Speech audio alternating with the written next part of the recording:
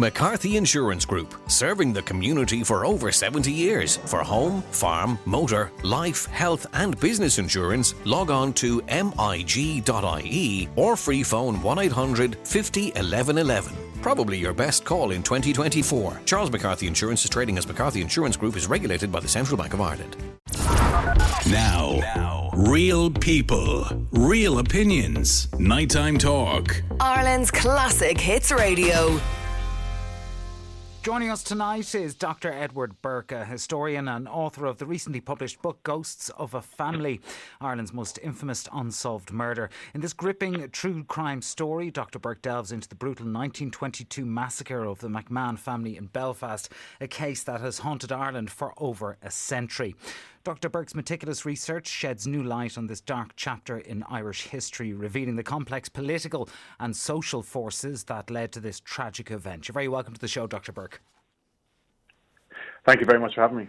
So I guess we'll go back to the start and describe for us maybe the circumstances of the McMahon massacre and why you believe it was such a pivotal moment in Irish history. Sure. So on the morning of the 24th of March 1922, just after 1:20 a.m., a group of men, 5 men, smashed their way into a house in North Belfast, 3 Kinnaird Terrace, which is owned by a prosperous publican called Owen McMahon. Once inside, they lined up the male members of the household, told them to say their prayers, and they shot Owen McMahon, 4 of his sons, and an employee barman called Eddie McKinney dead. And that really was, was the near annihilation of a family. It caused outrage not only on the island of Ireland, but also in Britain as well. Winston Churchill called it cannibal in terms of a cannibal in all but the eating, in terms of with an atrocity unequaled elsewhere in Europe in recent times. So it was greeted with complete shock, and then from the Irish government's point of view, of course, the Anglo-Irish Treaty had just been signed months earlier in December 1921. They believed that it was likely now that they would have to go back to war with the British, that simply that because the British state was unable to stop atrocities of this type in the north of Ireland, that violence was increasing in Belfast to such an extent that there would possibly be a resumption of hostilities against the British state. And on the British side, they immediately reacted by summoning Prime Minister James Craig to London, where they ordered Craig's government, the Northern Irish government, to sign an agreement with the provisional government of the Free State, Michael Collins' government, which was known as the Collins-Craig Pact. So for a time, it looked like perhaps that full-scale war would be averted, but of course, the Collins-Craig Pact did not hold. Michael Collins was determined to invade Northern Ireland in the early summer of 1922, and he came up with plans for what he called the Northern Offensive. And that never actually came to fruition, because the National Army, the new army of the Irish state, was more concerned about the imminent outbreak of what became the Civil War. But meanwhile, the IRA, in vengeance for what had happened to the McMahon family, and indeed other atrocities in Belfast, planned the assassination of Field Marshal Henry Wilson, who was the former head of the British Army and a key advisor to James Craig, including about the police, particularly the Special Constabulary in Belfast, who were believed to have carried out the murders of the McMahon family. And so he was shot in late June 1922. That led to an ultimatum then from the British government to the Irish government to suppress the IRA. So that ultimatum, of course, led to the bombing of the 4 courts in June 1922 and the outbreak of the Irish Civil War. So the ripple effects were profound, and indeed the intergenerational cost as well for the McMahon family, but also for a number of other people who were affected by the events of that night, were also very significant. And the McMahons themselves, they were very important people at the time, weren't they? They were. I mean, the McMahons were very much part of a nationalist elite in Belfast. So obviously, nationalist Catholics in the city were a minority, making up just over 25% of the population. But they did have some political influence. Joe Devlin was the MP for West Belfast. He was, of course, not a Republican. He was not Sinn Féin. He was Irish Parliamentary Party. He was a nationalist. And the nationalist movement, and not least the Ancient Order of Hibernians, who were, again, very much the people that most Belfast Catholics looked to for influence. They also had, in terms of capital, financial capital, such as insurance or banking, the Hibernians and the nationalists and people like Joe Devlin, who was a friend of Owen McMahon. These were very much the elite. And McMahon was as well, he was a popular man throughout the city. The family were involved in Glentoran Football Club, which would be predominantly Protestant East Belfast. They donated to the Ulster Prisoner War Fund. So they were popular with many moderate unionists as well in the city. So that's hence the massacre of the family was such an intense shock. And did the British realise this at the time, and how was it met both over there and here in Ireland?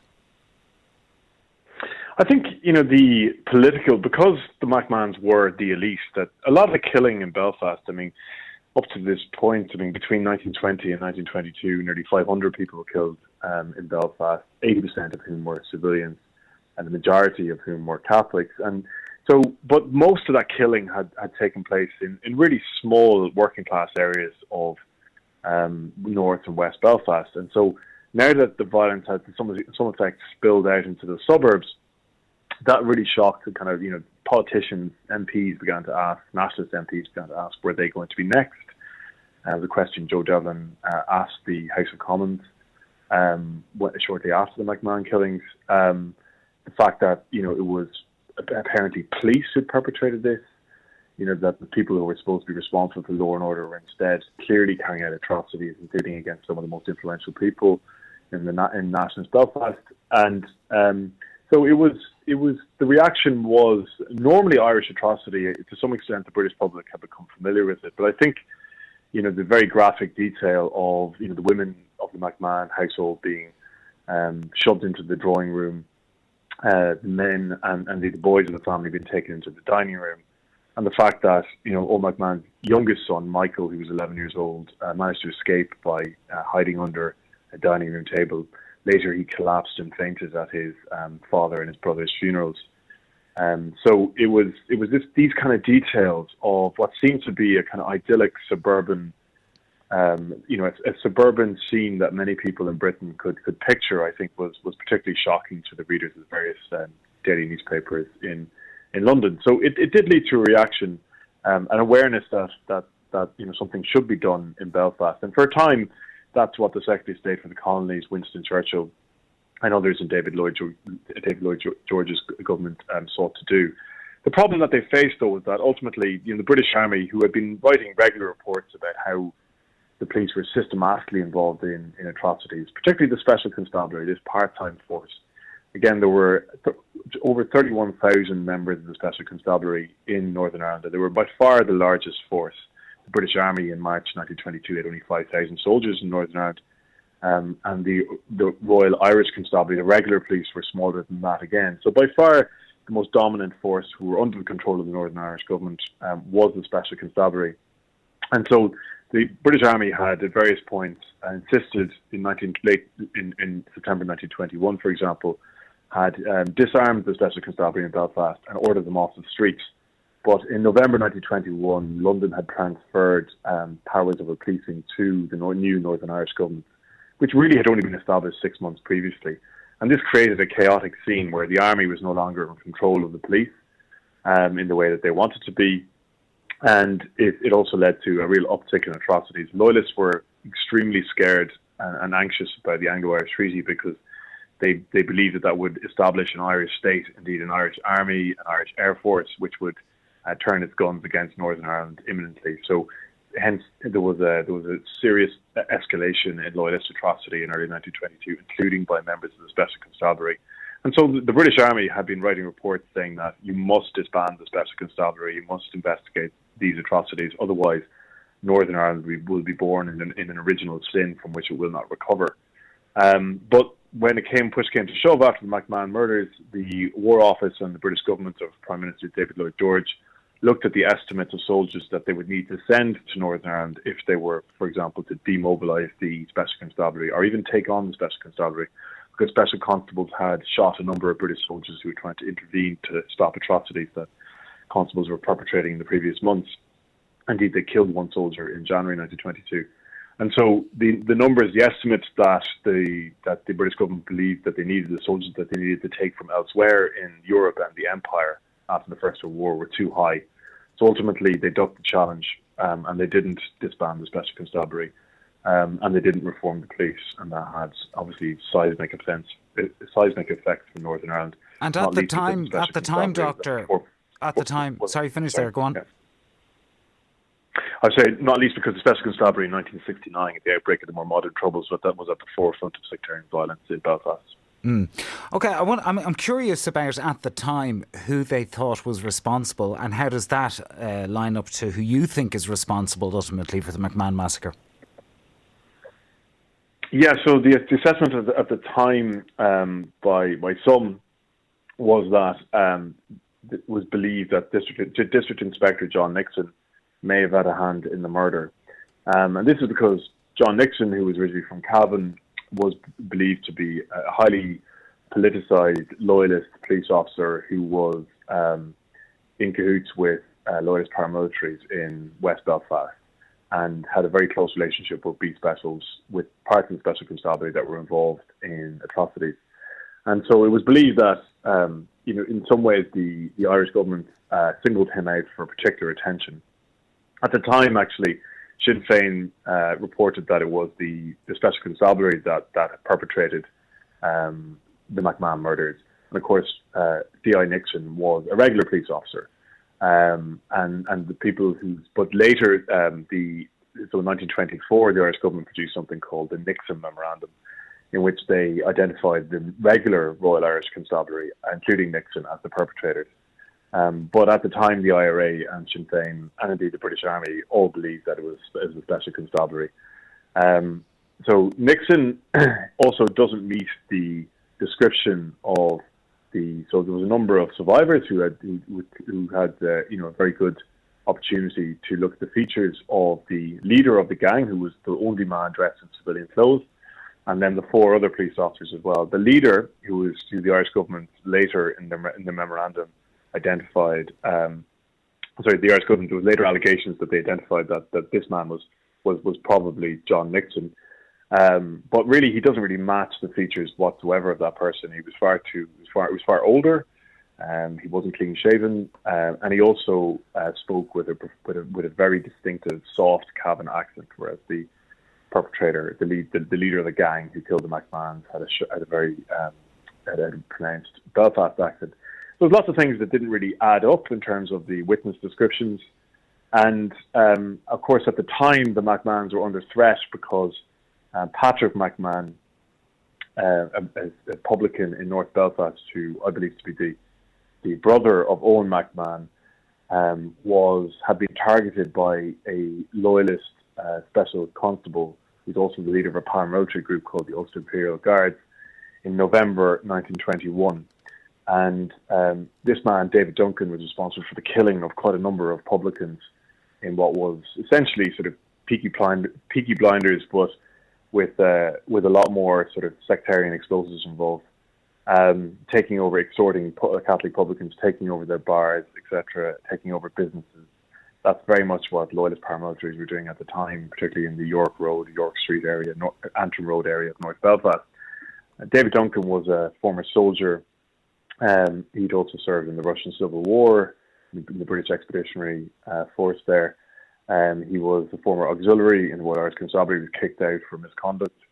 And then he joined he was one of the leaders of a paramilitary group called the Ulster Imperial Guards, which had threatened to overthrow James Craig at one stage, Prime Minister James Craig, and Craig had responded by co-opting them, essentially trying to bribe them by turning them into an elite part of the Special Constabulary, the C1 class, who were better paid, better armed than the rest of the Special Constabulary.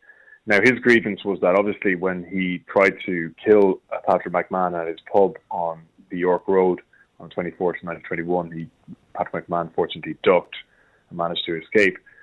That the McMahons felt that they had enough clout in the city to actually complain to the police and get a conviction against this man. And that was a drastic mistake, because what the Ulster Imperial Guards and the Special Constables did when they were people accused of murder was generally to try and kill witnesses. And so a large number of witnesses were killed or wounded whenever the Royal Irish Constabulary, the regular police, tried to bring charges against these men. And indeed, the police commander in North Belfast, a Catholic police officer called William Lynn, tried successfully to get convictions, but almost always failed to do so because of this intimidation and violence towards witnesses. Patrick McMahon seemed to have believed that he could somehow do this and be successful where others had failed. The trial against David Duncan collapsed in February 1922. Ultimately, District Inspector William Lynn's own sergeant, a guy called William Robb, gave evidence in favour of Duncan and contradicted Lynn. And so the whole trial collapsed, and David Duncan was praised as an upstanding citizen by the judge, etc. Patrick McMahon then had to quickly leave Belfast, and indeed other witnesses also fled the city. Owen McMahon stayed, and of course David Duncan then was a man very much with a grievance towards the wider McMahon family. He also was suffering from serious mental health issues at this time. He was later diagnosed as a paranoid schizophrenic who reacted extremely violently to any setbacks. So, he's a man with a propensity for violence. He's mentally unwell. And I believe that he is the man with the motive, the opportunity and the means by which to murder the McMahon. And what were the biggest challenges you faced in uncovering the truth behind the murders, and what sources did you rely on? Because it's a long time ago, isn't it? Yeah, it's a long time ago. And of course, the criticism from former First Minister and Nobel Peace Prize winner David Trimble was always that, historians, particularly in the south of Ireland, had always relied on IRA sources to sully the name of the police in Belfast. And that's a serious point to make, in terms of certainly, the IRA was obviously very antipathetic to the RIC and indeed the RUC and the Special Constabulary. So I tried my best to look for other sources to see if there was other traces. And indeed, the Northern Irish government, I did identify John Nixon as a man who was colluded with loyalist paramilitaries, who was involved in murder. But they, unlike the IRA at the time, believed that John Nixon was very careful never to be at the scene of a murder. So he may have covered up for those who were involved in murder. He may even have commissioned murder from time to time. But both Northern Irish government and indeed the IRA in Belfast in 1922 didn't believe that he would be physically present. Then I sort of found other sources. The British Army's intelligence reports for the period had been closed for 100 years, and I found them in Norwich Castle. Initially, the British Army didn't want them to release the files to me because they were believed to be too sensitive. I appealed that decision and managed to get access to the files. And what they certainly showed was, which I think was the sensitivity of them, was a situation where from late 1921, 1922, the British Army was involved in successive firefights against the police in Belfast, and it killed a number of police officers. In some ways, this is the British Army actually, trying to stop atrocity and protect Catholic areas. So, the fact that they were shooting policemen they were doing it in the course of their duty. So, the sensitivity, I think, of these files was exaggerated and overblown. But perhaps, shooting the army shooting the police in the same state is something that is still regarded as embarrassing many years later. So these files kind of, definitely indicated that people it gave me a much more forensic view on who the various loyalist gang leaders were, because the British Army were very interested in who the loyalist gang leaders were, because they were shooting at them and killing, they were killing large amounts of Catholic civilians, but they were also, causing military casualties as well. A number of soldiers were shot by police officers. So they were careful to collect this intelligence, and this intelligence then gave a very interesting insight into who was involved in extortion, who was shooting publicans, because the soldiers were obviously in significant numbers, and they were on the streets every day, and they also concluded that John Nixon was involved in murder, but they didn't believe he was involved in murder. They believed his patch was West Belfast, and there were others who were in charge in North Belfast. The Irish history really is incredibly complex. Why do you think this book helps uncover some things that maybe people have overlooked in the past? Well, yeah, it is extraordinarily complex. I think because, maybe at the time, sort of 100 years later, to look at it, with, for example, the British Army. I mean, the British Army during the War of Independence period was clearly involved in atrocities in the island of Ireland.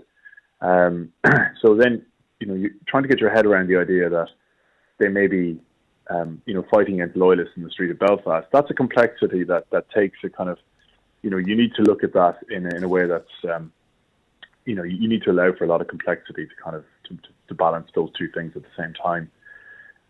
Or the fact that loyalists can often try and force the hand of the British government, or even that working class loyalist in Belfast can threaten Prime Minister James Craig so that he doesn't compromise with Michael Collins' government and doesn't allow for a boundary commission or doesn't reform the police. Not that Craig particularly wanted to. He was under pressure from the British government, but he was also under pressure from loyalist extremists, and ultimately the loyalist extremists got what they wanted. So again, trying to kind of look at the complexity of Northern Ireland in terms of unionism and loyalism is something that is extraordinarily complex. So the British state has these layers. Soldiers can shoot police, and police can shoot soldiers during this time. And so I think to some extent, if you're not looking for complexity, you won't find it. So hopefully this book kind of appeals to people who want to go a bit further and trying to understand not only the complexity within the British state, within this kind of relationship between the military and the police and loyalist gangs, but also on the nationalist side. I mean, certainly after 1922, there wasn't a lot of appetite in the Irish state, for example, to talk about the ancient order of Hibernian ex-soldiers who were involved in the defence of Catholic areas in Belfast or Derry. But yet there were an awful lot of them. They had a paramilitary group called the Hibernian Knights. I managed to get access eventually to some of their files as well, which was very, very, very difficult to look. They were difficult to locate. And the Hibernian, but the Irish state, of course, Sinn Féin and the IRA had a very, had a very hostile attitude towards the Hibernians. Didn't like them. And often, there was violence between Hibernians and the IRA in places like Belfast as well. So I think trying to, again, if you're open to complexity about nationalism and you can, if you just follow the easy narratives, which is, of course, and some of these narratives were, of course, the state was interested in capturing IRA memories, but again, they weren't interested in Hibernians. Similarly, the British state doesn't necessarily want to release files about soldiers killing police officers. So I suppose, look, it adds a lot of complexity, but the reality was very complex, and the situation in the north was extraordinarily violent, complex. And I think as well that, for a long time, there wasn't an appetite on the unionist side to maybe look at, the tense relations between some unionist leaders and the beat specialist loyalists who were sometimes threatening the government in Belfast. I think similarly in the south, for a long time there was, the sense that the North, nationalists in the North had, of course, been, there was a sense of guilt there that the IRA campaign, obviously the IRA headquarters in Dublin had pushed the IRA in Belfast to escalate their campaign of assassinations, of arson against unionist-owned businesses, etc. And this had precipitated such an extreme backlash. And then when the Northern Offensive was supposed to happen, it didn't happen. And so to some extent, some of the promises to Northern nationalists have been, of course, not being fulfilled. And many Northern nationalists, including witnesses who were involved in court cases, had to flee the North. Some of them joined the National Army and were involved, indeed, in the Civil War. So I think there was a sense of guilt there, a sense of guilt that didn't go away. Well, it's a fascinating read, I have to say, and a totally gripping book, and I think an important one for anyone who lives on the island of Ireland to have a read of. Ghosts of a Family, Ireland's most famous unsolved murder, the outbreak of the Civil War and the origins of modern troubles. Dr. Edward Burke and your young child, thank you so much for joining us. Thank you very much. Great. Thanks a million. Good night to you. Now, real people, real opinions. Nighttime Talk. Ireland's classic hits radio.